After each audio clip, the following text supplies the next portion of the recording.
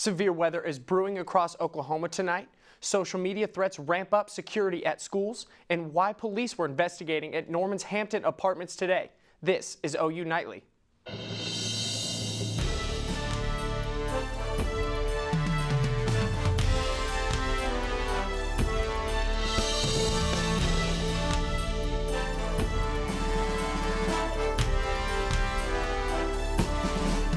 Good evening and welcome to OU Nightly. I'm Kyle Payne. And I'm Ashley Eddy. Well, it's been a pretty nice day out, a little muggy and a little humid for February. And Andrew Adams is here with more on what to expect as severe weather might be in the forecast. That's right, guys. Now let's focus in on our live radar right now. We actually had a severe thunderstorm warning out in Pottawatomie in Seminole County that has since expired. But as you can see, some heavy bands of precipitation still up to our east and northeast in Tulsa and down south of that. Small hail with that right now, heavy rain, but nothing severe. We are in central Oklahoma in what we call a marginal risk. That is 1 out of 5 on our risk scale. We can expect isolated severe thunderstorms, damaging winds along with it, large hail, could be a threat, shouldn't be too big, and you can't rule out having an isolated tornado or two, but the risk still is there, though it is not as big as the other two with damaging winds. Storm timing I'll have coming up later. Ice on the way for midweek, and we will have a wet week coming up ahead of us. So back to you guys. Thank you, Andrew. And OU Nightly will also keep you updated on all of our social media accounts. Well, the rain will become a welcome sight for Oklahomans as most of the state has been in a drought this winter. OU Nightly's Matt Marks has more on the current situation. 3.9 million people living in the state of Oklahoma, 3.75 million are experiencing drought. And that's a major shift from just 3 months ago. According to the National Drought Mitigation Center, just 3 months ago, 70% of the state was not experiencing a drought. And today, that number is 0. Just last week, 11% were in a moderate drought, 50% severe, and 37% extreme. As for this week, those numbers are hovering around the same. It's an important time for us to get some rain. It's a recharge portion of our season leading into the spring. It's kind of important to have enough rainfall, make sure we have enough soil moisture in the ground, and this year we just haven't had that. So for about the last 4 months, we really are running a significant deficit on precipitation in the region. It'll take more than just today's rain to break the drought cycle, especially in western Oklahoma. In the wake of the Florida shooting, schools across the country and here in Oklahoma have experienced threats of their own. Police say posts on social media are taken seriously, and they're investigating just that at Northwest Class and High and Taft Middle School, both in Oklahoma City. Detectives are also looking into a threat they say was made by a middle school student in Newcastle. Extra security is on hand at each of these schools, and in all cases, officers have identified the person making the threat. School officials remind students they face not only school punishment, but possible arrest and criminal charges. And the Norman Police Department is continuing its active shooter situation training. OU also has recommended procedures in place, but does not offer training of its own on those policies. The Emergency Management Office says that the training is one of the ways they aim to keep the campus safe. But students, especially those in campus housing, feel that they do not know exactly what to do if a shooting situation were to happen on campus. Because once the adrenaline kicks in of that sort of situation, if you don't even have the proper training or don't know what to do, then I feel like that training will help prepare you or set you up in case that event were to occur. Like, it's not something we want to go through, but at least you'll know how to keep yourself safe and at least those around you. More information on Norman PD's active shooter training, tune into OU Nightly tomorrow night live at 4:30. Some tense moments in southeast Norman today where a law enforcement emergency took place. A suspicious object was found in the parking lot of the Hampton Woods apartment complex. Norman police, fire, and paramedics were all on the scene in case the situation went south. The bomb squad was deployed on the scene where they took x-rays of a silver Honda Optima and then safely removed the item from the parking lot. An OU alert was sent to students to avoid the area. The situation was resolved within 2 hours. The students who survived the Florida school shooting are intent on making their voices heard when it comes to gun control. Olivia Whitehead joins us from the News Center with more on that story. After last week's Florida school shooting, students at Stoneman Douglas High are saying that they want it to be the last. Survivors rallied in Fort Lauderdale on Saturday calling for a ban on weapons used in the shooting and urging voters not to vote for lawmakers taking money from the National Rifle Association. All around the country, marches are being planned with the intent to pressure Congress to pass gun reform and make schools safer. The protests will continue with a national rally in Washington, D.C. on March 24th. And a nationwide walkout is also planned on March 14th. And speaking of gun control, police say Florida high school shooter Nicholas Cruz obtained 10 rifles this past year. Cruz purchased 2 weapons from Gun World of South Florida. Store CEO Kim Wallich would not disclose details on the purchase of these weapons, but said the sales follow normal protocol. Investigators are continuing to track Cruz's other purchases. And today, the Russian government denied any interference with the 2016 U.S. election. 13 Russian nationals were indicted Friday on charges of conspiring to defraud the U.S. The indictment describes in detail the year-long efforts of Russia to interfere with the U.S. political system. Russian President Vladimir Putin Dmitry Peskov says, "We think such evidence lacks foundation. We don't think it's in any case comprehensive, we don't think it's fair, and we don't agree with it." Peskov continues to believe Russia doesn't have a habit to interfere. That's all in News Center. Back to you in the studio. Thanks, Olivia. And still ahead on OU Nightly, one of the staple landmarks on OU's campus looks a little drier than usual. We tell you why the duck pond is empty. Plus, where to go and what to do when severe weather hits the OU campus, and the very latest on the chance for storms tonight.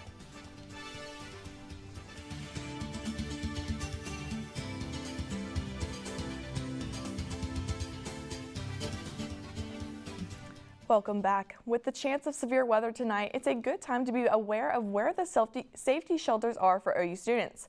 There are many on-campus shelter locations, including the dorm's tornado shelter. The OU emergency preparedness team is always ready, even for on-campus visitors. Every single building on this campus has a severe weather refuge area that you can go to if we were to get a tornado warning, for example. If you get that OU alert and it has tornado warning, you're going to want to get in, get down, cover up.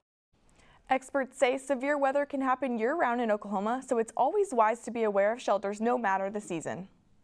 And when severe weather strikes, Oklahomans know there's always a chance of power outages, and the linemen at OG&E are used to making those repairs quickly.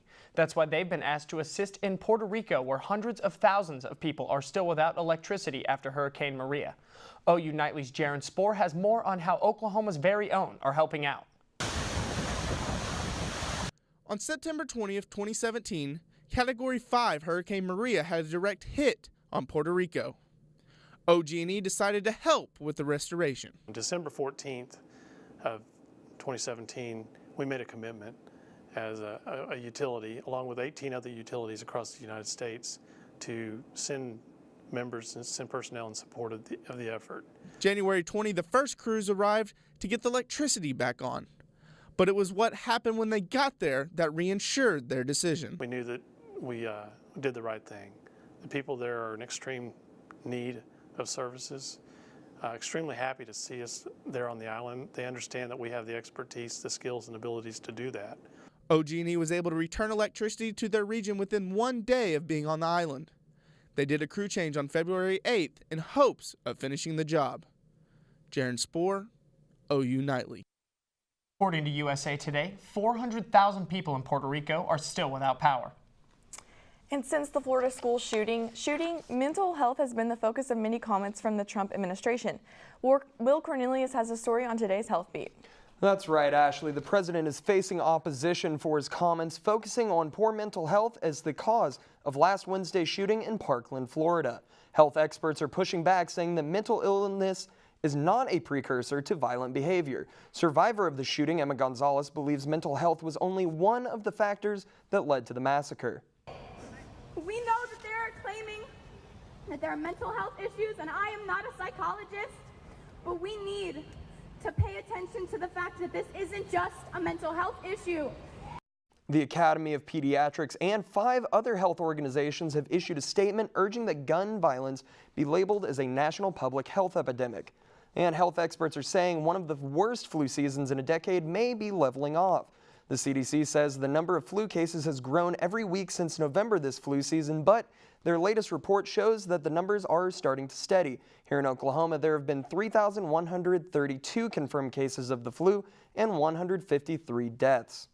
And McDonald's announced that it will remove the cheeseburger from their Happy Meal. Now, you can still order the burger with the kids' meal, but it will not be featured on the menu. In recent years, the fast food chain has decreased the size of the fries in the Happy Meal and added fruit as an option for their Happy Meals. Now, I don't know about you two, but for me personally, the cheeseburger has always been my go-to for Happy Meals, so Same. I'll still be ordering it. Yeah, and I saw that they're taking off the chocolate milk, and I like that part too. Yeah, Sad. it's not so happy anymore. It happens. Thank you, Will. OU's duck pond is being drained to protect and make improvements to the bridge that crosses it. Due to significant flooding in spring 2015, OU's facility management resorted to temporarily lowering the pond's water level.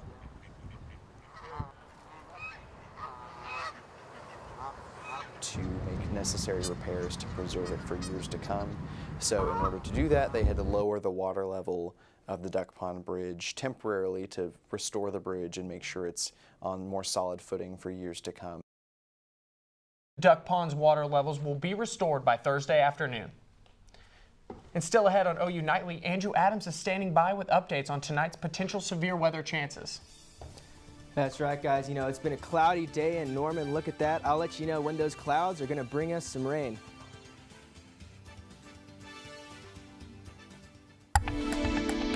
Welcome back. Taking a peek at our Sooner Cam network. You can see right now in Tulsa, it is raining. Just like I showed you on live radar just a little moment ago, it is raining in OKC and in Norman. Just cloudy, which is what we've seen all day, really overcast skies. 69 degrees, winds out of the south-southeast, 22 miles an hour. Feeling muggy with those high dew points.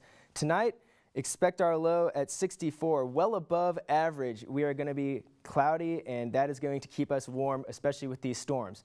Now, for the timing of these storms, it's very important. We can expect these bands of rain to form out to our west, make its way through into the OKC metro area around 10:30, 10:11, and move off up into our northeast. And then our next concern will be to our southeast. We'll have some more rain moving through the state. And if we take a look out, that'll be gone by the time we get past the noon hour and brush its way off to the east. When we get to Wednesday is when something new comes into the mix, and that is our wintry mix precipitation. Wednesday night, we will have a chance for some wintry mix moving through on into Thursday morning. But by the time we get to the afternoon hours on Thursday, that will be mostly rain because we'll be warming back up. But for that Wednesday night time frame, we can expect a wintry mix for central Oklahoma, chance for snow up to the northwest, everywhere else, rain. Future rainfall from this event tonight, when we're going to get some much needed rain in Oklahoma, we can expect up to almost an inch here in Norman. When we take a look out here farther east, we get almost 2.5 in Idabel, Muskogee, and Bartlesville. Unfortunately, we don't get so much rain out to our west that has been dealing with the worst bit of the drought here in Oklahoma. Tomorrow morning, though, 8 a.m., expect some showers to linger around with the system that we have moving through. Should be gone by noon, and our temperatures are going to drop off drastically because we have a late front moving through Tuesday into Wednesday that'll bring us our chance for wintry mix.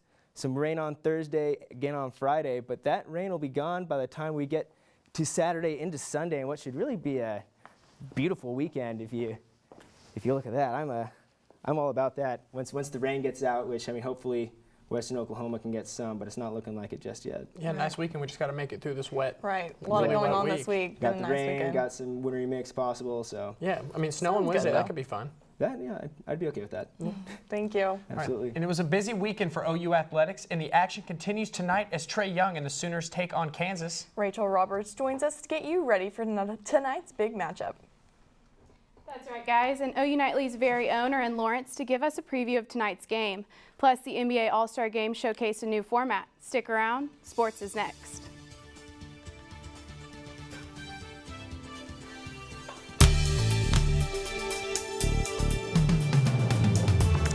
Sooner men's basketball was handed their 5th straight loss Saturday by the Texas Longhorns. Texas outscored Oklahoma 77-66 in the rivalry game. Trae Young scored 26 points on 21 shots as Oklahoma struggled on their home court, shooting only 30.8%. The Sooners are now off to Lawrence, where we find Carson Williams and Reagan Ledbetter. Guys? Thanks, Rachel. We are here in Lawrence at Allen Fieldhouse, the home of basketball, ahead of OU's big Monday matchup tonight against Kansas, number 8 in the country. 8 o'clock on ESPN. Reagan, OU has lost 5 in a row in 8 of their last 10, and it's not like Allen Fieldhouse is really a place where teams go to regain their confidence. It's really not. It's amazing this team was a top 5 team not too long ago. Since then, a lot of problems. They've really struggled. Trae Young has struggled. Brady Manick has really disappeared from the Sooners offense, but a bright spot has been Christian James, who's played very, very well as of late. And good news for the Sooners, Kansas has struggled, surprisingly, at home this year, and that may be a chance for the Sooners to turn things around heading into the tournament. Yeah, I agree. The Big 12 may be one of the most tough conferences, the toughest conference maybe in the country. And then going into tonight, Lon Kruger thinks that it's a good thing because there could be many opportunities for big wins in the Big 12. We've got to play better. We've got to play better. It's not, we've got to do more than just be excited about playing. We've got to execute better and finish plays better and keep shooting better. Well, obviously a big game tonight, Reagan, for Oklahoma. What is your key to the game? Shoot the ball, Trae. That's when he's at his best. He hasn't done it in a while. Got a lot of flack for shooting the ball too much. But if OU wants to win, he's going to have to make shots. I think if they want to win, I think OU has to play better defense. They haven't played good defense in a couple weeks, and that has maybe been their Achilles heel, so it's got to get better for me. So that'll do it for us here in Lawrence, guys. Back to you in the studio. And Oklahoma women's basketball pulled off a comeback win on Saturday against West Virginia. Tied at 77, senior VV Pierre-Louis scored on a putback with just 1 second left in overtime to get the win. The Sooners return home on Wednesday, celebrating senior night against Iowa State. Oklahoma women's gymnastics wrapped up its 6th win of the season after a nearly perfect performance Friday at the Perfect 10 Challenge. Sophomore Maggie Nichols once again took home the all-around title after posting a pair of 9.95s on both beam and floor. The Sooners are back at Lloyd Noble Center Friday, but you can see them later tonight, right, Kenneth? That's right, Rachel. Yes, we will have some of our star gymnasts in the house tonight on Sooner Sports Pad. AJ Jackson and Stephanie Couture will be our in-studio guests. We'll also have more with Carson and Reagan in Lawrence as the big Monday game with KU draws closer.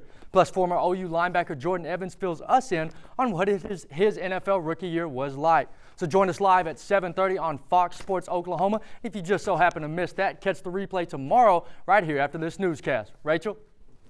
Team LeBron picked up a win over Team Steph last night in an exciting back-and-forth NBA All-Star showdown.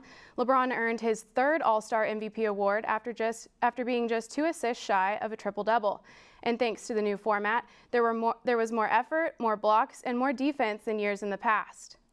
And check out this emotional response from NASCAR driver Bubba Wallace after he finished 2nd last night in the Daytona 500. I just try so hard to be successful at everything I do, and my family pushes me each and every day, and they might not even know it, but I just want to make them proud. And 2nd is horrible, but it's still a good day. You know, like they said in Talladega Nights, if you ain't first, you're last. That's, so Bubba Wallace finished 2nd, but looks like he's still it pretty meant a lot excited. to him. Yeah. It did mean a lot. Well, thanks, Rachel. Still to comment on OU Nightly, one 93-year-old and her adorable workout routine.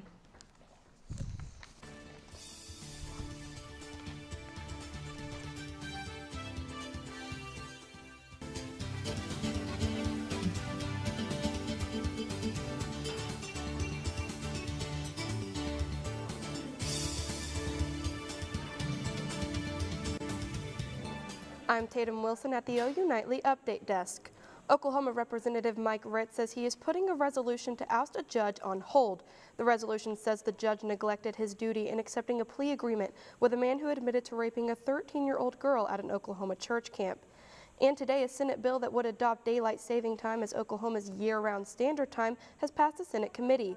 The bill now heads to the Senate floor and, if passed, will go into effect on November 1st. That's it from the Update Desk. Back to you in the studio. Thanks, Taitum. And if you needed some motivation to get to the gym, I have just the video for you. This 93-year-old woman, Helen Miller, went viral after she was all smiles while getting fit. The video was posted on Twitter and has been liked more than 420,000 times. Helen and her trainer definitely make working out look fun. I definitely have some motivation after that, that's for sure. Looks like Helen's sticking to her New Year's resolution. That's She really good. is, yes. Man, I need to start hitting the gym. I know. All right, and Andrew Adams is here with the weather fact of the day. Yeah, actually, this one comes from across the globe out in Indonesia. This morning, a volcano erupted, and we got a really awesome picture of it. There it is. It's the Cinnabon volcano. Wow. And then those round clouds around the middle are called Peleus clouds. Something you don't see here in Oklahoma ever, but when you get a volcanic eruption like that, those can pop out. Look really neat. Yeah. I'm glad there's no volcanoes here. But That is nice. We don't have to worry about that. Thank you, Andrew. Sure. And thanks for watching OU Nightly, brought to you by the Gaylord College at the University of Oklahoma. We'll see you back here tomorrow night live at 4:30. Have a great evening. Good night.